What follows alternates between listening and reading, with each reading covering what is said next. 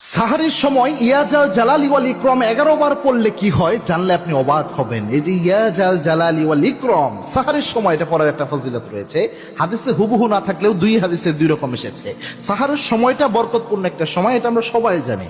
এবং কি আল্লাহর হাবিব সাল্লাল্লাহু আলাইহি ওয়াসাল্লাম জানিয়েছেন, তাসাহহারু ফাইন্না ফিস সুহুরি বারাকা, ও আমার উম্মতরা তোমরা সাহারি করো, কেননা সাহারির মধ্যে আমার উম্মতের জন্য আল্লাহ রাব্বুল আলামিন বরকত দিয়ে দিয়েছেন। সাহারির মধ্যে রয়েছে বরকত।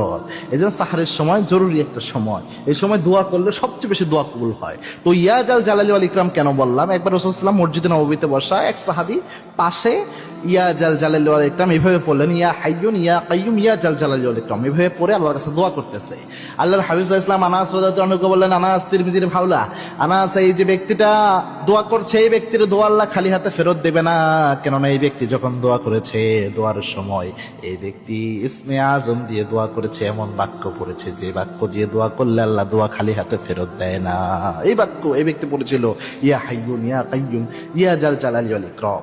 এই জন্য আল্লাহর হাবিব জানিয়েছেন এই বাক্য দিয়ে দোয়া করলে দোয়া ফেরত হয় না। অনেকে এটাকে ইসমে আজম বলেন, ইসমে আজম আল্লাযী দুইয়া বিহি আজাবা, ইসমে আজম দিয়ে দোয়া করলে দোয়া কবুল হয়ে যায়। সুবহানাল্লাহ।